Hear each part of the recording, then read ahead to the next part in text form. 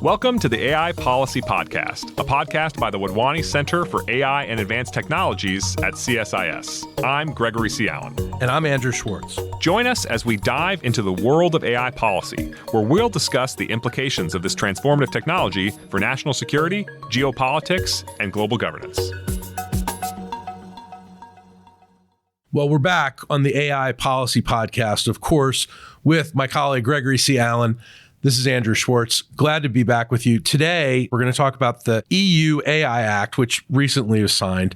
We're going to talk about U.S. attempts to choke off China's access to cloud computing. Greg, we're also going to talk about China's progress on the next generation of chips. And we're also, if we get time at the end, we're going to talk about AI safety and the U.S. and China actually trying to collaborate on AI safety. Any one of these topics could be its own podcast. Sure. And that's kind of the current state of AI policies. It's just huge event after huge event after huge event. Well, it's amazing how much we have to talk about every week. So, our listeners are in for a treat. So let's just kick it off today. On January 26th, the EU member state representatives voted to confirm the final text of the EU AI Act. What does all this mean? What is the EU AI Act, and what does it mean for the United States and for the world?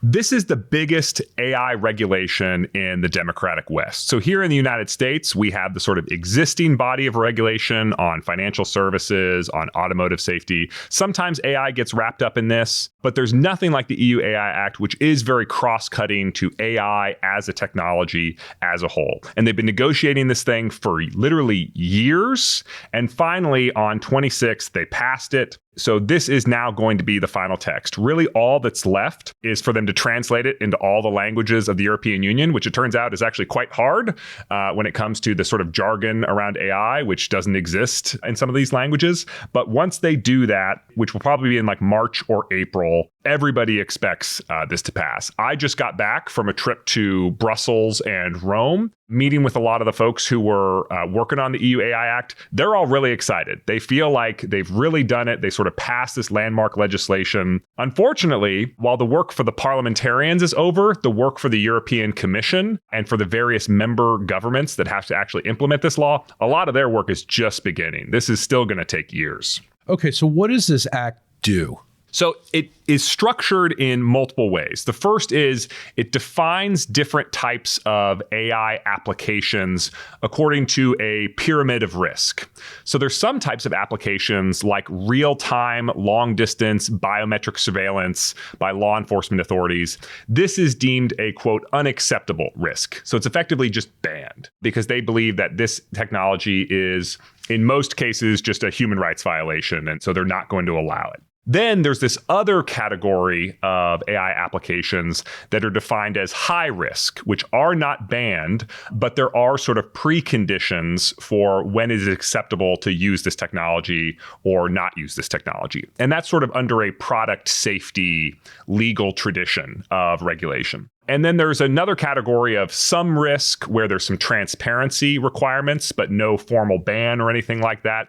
And then finally, and what a lot of the haggling was over in the final stages of negotiating this, was around foundation models. So these are the types of AI systems that are not application specific, like a lot of the AI that was envisioned and in vogue when the EU AI Act was originally being debated several years ago, but more like ChatGPT, which is relevant to so many different domains of the economy.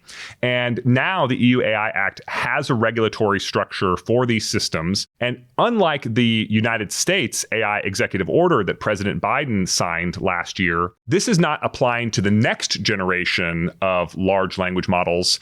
It applies to the ones we have right now. They defined the computational threshold that way.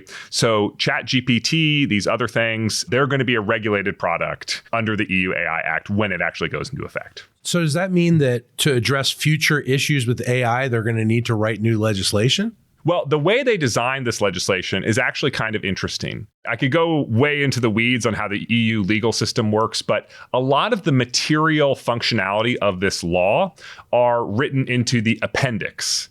And it's sort of the equivalent in the United States legal system of administrative law, where like the Environmental Protection Agency can write regulations that have the force of law, and Congress sort of delegated the authority of specifying where those regulations actually are. They did the same thing with the EU AI Act, where a lot of the critical functions of the legislation are in the appendix, which means that the European Commission, the sort of executive branch of the European government, has a lot of flexibility to amend and define those laws on the fly.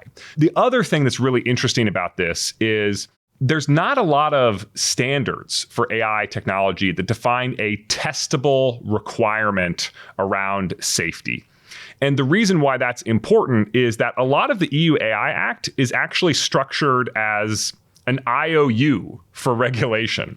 It basically, the law says, thou shalt follow the standards coming soon. And so these bodies like CENCENELAC, which is the EU standards organization, or the ISO, which is the International Standards Organization, suddenly the work that's going on there takes on this whole new level of seriousness, because it's not just some, boring in the weed technical standard that the standards nerd community cares about. This is out now actually in many cases going to result directly in the force of law and regulation. So I would expect a lot of AI companies to be paying a lot more attention to the ISO this year. Absolutely. Now, one of the questions I have is the language in the act has now been passed. You fully expect it to go into effect. Does this new set of regulations, does it hamstring innovation? So that was actually the big sort of fight at the end of the EU AI Act negotiation. Really, you had the sort of civil rights, human rights community, which is where this legislation actually has its origins several years ago. They encountered at the last moment some pretty stiff opposition from the industrial policy community. And Emmanuel Macron, the president of France, really emerged as sort of the champion of, hey, we should not regulate ourselves into technological irrelevance. We need to be looking at what's going on in the United States, what's going on in China, and we need our own AI champions. And so a lot of the sort of last minute changes to the legislation were really to satisfy this faction of the French, the Germans, and the Italians, who had really sought some modifications to the legislation that would make it a little bit more friendly to the emerging AI industry of Europe. So, Greg, let's also talk about the AI office that was created. Is that going to be sort of the monitoring body? It's going to set regulations. What is it going to actually do? And how does the AI innovation package that they came up with, how does it fit into the EU's vision for AI? All of the above, basically, to answer your question. So this AI office really reflects sort of an emerging new paradigm for EU digital regulation. Historically, a lot of this would have been delegated to the member states. That's the case in GDPR. And that experience has sort of left a bad taste in the mouth of many European regulators and many companies who really see this, even though the goal was to have an EU-wide legislation, you actually got, in the case of GDPR, a pretty fragmented regulatory implementation landscape where, the country of Hungary and the country of Italy might have different approaches to implementing GDPR, and that can be confusing for companies and form barriers to trade, et cetera. So in the case of the AI office, the European Commission is actually going to hire 100 people. It's actually a pretty sizable office. And their goal is to, one, in the case of foundation models, the sort of large, diverse, multimodal models that are important for systems like ChatGPT, they're going to be the explicit regulator for all of the European Union. So the member states are really just following orders when it comes to those types of things, because those were deemed to be of systemic risk, and the EU wanted to take advantage of its sort of collective bargaining power rather than rely on each of the member states. But for high risk models, that is actually going to be handled at the member state enforcement level. And so all the AI office is doing in that case is setting certain guidelines and adjudicating disputes if, two different countries sort of disagree with each other. Overall, this AI office is following the paradigm of the Digital Services Act, which I think the European Commission feels like is going pretty well as compared with something like GDPR. Greg, what can the rest of the world learn from the EU's latest actions here? There's a lot that's sort of too early to say. I do think that the fact that these foundation model regulations are going to go into effect in the current generation of systems, whereas, and this gets to sort of an esoteric thing, but the regulation is based on the amount of computation required to generate the system. So they're counting floating point operations, flops in the computing nomenclature, and 10 to the 25th flops, that's a 10 with 25 zeros after it, is how many computations go into creating the current generation of models. The Biden administration executive order, the regulations kick in at 10 to the 26th flops. So what that means is the European Union is going to have really the first round of experience of what it really means to regulate these foundation models in a generalized kind of a way. And the next generation, the upgraded version, is where the U.S. regulations. So I'm sure all the folks in the Commerce Department who are required to implement that requirement are going to be really watching closely what the experience of the companies is with the European system. Okay, before we leave this topic, I want to ask you a final question on it. There's a buzzword or buzz phrase that's going around, trustworthy artificial intelligence. And a lot of this is designed and geared for creating trustworthy artificial intelligence. What does that actually mean? So I think trustworthy is obviously has to be calibrated, right? Am I going to trust you to water my plants? Am I going to trust you to watch my kids? Am I going to trust you to pilot an aircraft, operating at 500 miles per hour, 20,000 feet up? So that aspect of trustworthy really relates to, can I rely on you to perform as intended under realistic operational conditions? And can I do that? But that's the Greg Allen definition of trustworthy artificial intelligence. The definition as codified in the EU AI Act has yet to be written. And this gets back to my point about how there are standards where companies are now going to be legally on the hook to be something like trustworthy or accurate or robust. And now standards making bodies have to come up with what is the actual testable requirement that would hold up in a court of law that you are trustworthy or that you are accurate. And that's not an easy task, especially when you're thinking about all the different parts of the economy where AI could play a role. Let's move on. There was a really interesting story reported out by the Financial Times today that talks about China being on the cusp of the next generation of developing chips, despite all the actions the U.S. has taken to try to slow them down. What about this? So you and I have talked about this at various stages, and we at CSIS have published a ton of reports analyzing this issue.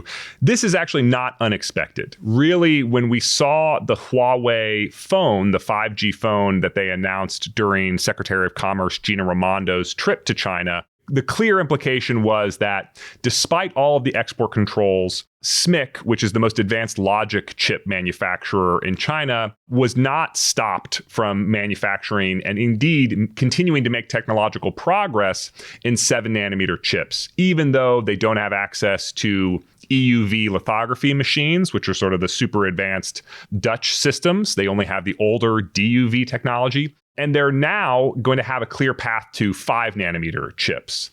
But I say clear path, but that doesn't necessarily mean it's a good path. In the case of 7-nanometer chips, this is sort of circa state of the art in late 2018. This is what was going into the 2018 and early 2019 iPhones. So it's an older technology, and 5 nanometers is above that. But what's really interesting is that because of export controls, there are no EUV lithography machines in China. And in the rest of the global economy, what is done in Taiwan, what's done in Korea, 7-nanometer chips were originally made without EUV machines, but then they're much more economically competitive to make with EUV machines. At industrial scale and economically viable production, nobody has ever made 5-nanometer chips without EUV machines. So China is embarking upon this strategy because they feel like they've been boxed into a corner by export controls. What might actually be the outcome here is that they're able to make 5-nanometer chips. And as the reporting in the Financial Times indicates, they expect to be able to do so in the not too distant future. The question is, at what kind of unit economics? And I would expect the answer is dreadful unit economics, really unprofitable. Most of the chips don't work, takes a lot longer to make each chip than you would hope for. But none of that really matters. because the Chinese government's willingness to subsidize is clearly bottomless when it comes to these chips. And 5 nanometer chips and 7 nanometer chips are all really useful for making AI. And that does indeed appear to be the case for where Huawei and SMIC are allocating a lot of this advanced node production. And so Huawei's got to be feeling pretty good about where they're headed here. Yes and no. On the one hand, they certainly, wish that this had never happened. If you go back in time to 2019, Huawei had a phone that was competitive on every performance metric that matters with the state-of-the-art Apple iPhone. And they've now been wandering for the past 5 years, trying to claw their way back into the smartphone market, into other markets. But the reality is that, while these export controls have imposed a ton of economic pain and slowed, technological progress a lot, they have not stopped it. And they have not stopped it in a way where Huawei and SMIC are now clearly committed to coming up with domestic alternatives to the NVIDIA AI chips that are so prevalent around the world. And they're really trying to create an independent, self-sufficient, self-reliant semiconductor ecosystem. And 5 nanometer chips is not nearly enough to do that, but it is the next milestone in what they're trying to achieve. On our side, the United States side, let's switch gears to China and the Biden administration's latest efforts to choke off access to AI chips. At the end of January, Secretary of Commerce Gina Raimondo announced that the Biden administration is considering a proposal that would require U.S. cloud service providers to determine whether foreign entities are accessing their data centers to train AI models. So can you give us a brief overview of the department's proposal and the thinking behind it? And what would this mean if it was actually implemented for cloud service providers? So as you said, this is a proposal. This is not indicated, but in general, these proposals really give a sense of where the government is probably headed. Right. So I would expect some version of this to become law, even if it's sort of not exactly as reflected in the current thinking. This really gets back to a problem that I've been talking about and writing about since the original October 7th export controls in 2022, the sort of export controls that set us off on this journey of trying to choke off China's access to the future of AI. Basically, this is a loophole that I identified at the time, which is to say we had made it illegal for China to buy the most advanced semiconductor chips to train AI models, but we had kept it as legal to rent those chips in the cloud. And while there's some arguments for why that ought to be the case, it's perhaps a little bit easier to know what's going on, when you're monitoring someone's usage of American cloud assets versus monitoring, someone's uses of chips that they bought and never talked to you about ever again. But this is trying to impose a know your customer standard that would require cloud computing companies to say who is using their cloud capabilities and for what. And the obvious implication here is that it's going to get back to if you are a Chinese entity using this to train AI models via the cloud. Okay, so to what extent is this actually even feasible for the Commerce Department to enforce this proposal? Sure. I think there's sort of different levels of feasibility, and it kind of depends on how far they go in the regulations. One version of the regulations that they could implement, and that doesn't mean they will, is applying the foreign direct product rule to U.S. made chips. So we basically say, if you're using U.S. chips, we get a say in how you're using them. And that could theoretically apply to, foreign cloud providers, not just American-owned companies like Microsoft and Google. Although, of course, the, American cloud giants are generally the biggest in the world. So if they do that, that would have hooks into companies all around the world. But companies, as we mentioned before, in the case of Huawei and SMIC, are trying to build this alternative chip ecosystem that might help them get around these regulations. Right. So that's sort of my next question. So, is this going to be effective if the United States does it unilaterally, or, do we need other allies and partners to jump in here and do the same?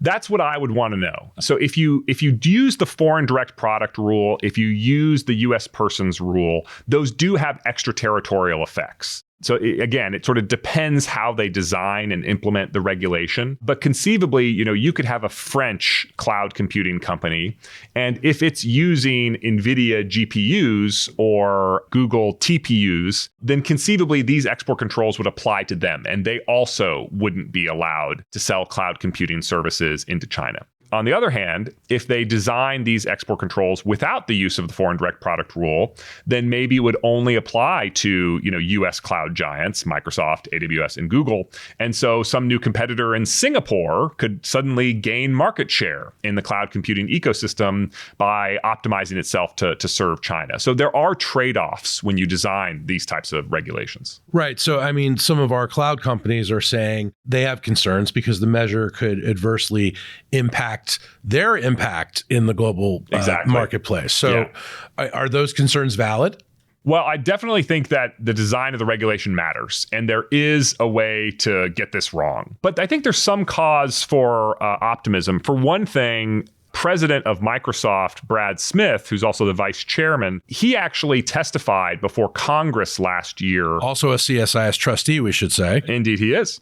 And he testified before Congress last year advocating for some version of these types of know your customer requirements.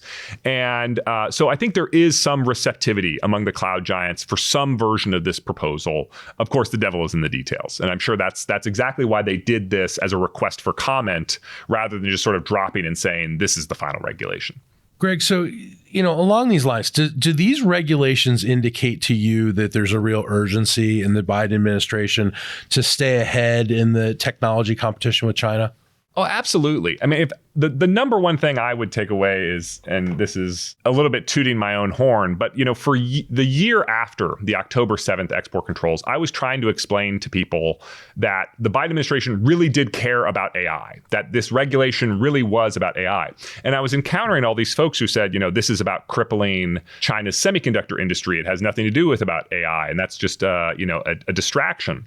But if you look at this cloud computing control, it really does indicate, and if you look at the Treasury Department's outbound investment rule, they really are going after AI in so many different areas. The policy, love it or hate it, it is a consistently expressed preference of the Biden administration that they are really concerned about the rise of AI in China. They do view these years as a critical moment for competitive advantage, and they're working to secure it. Well, let's talk about something that's a little bit more cooperative between the U.S. and China versus the adversarial, which we've been discussing this whole time. The White House recently stated that the Biden administration will be taking steps to work with China on AI safety in the coming months. Where do you see common ground emerging between the U.S. and China on AI safety? Yeah, and this has actually been a big focus of the AI safety movement for basically a decade.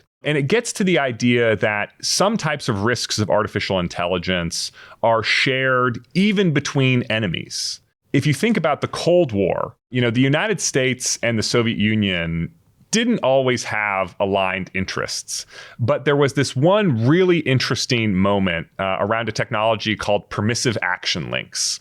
And this is a suite of technologies that are designed to prevent nuclear weapons from being stolen by an unauthorized user or accidentally detonating. And what's so fascinating in that story is that we gave that technology for free to the Soviets, no questions asked. And we basically said, we don't want to accidentally nuke you.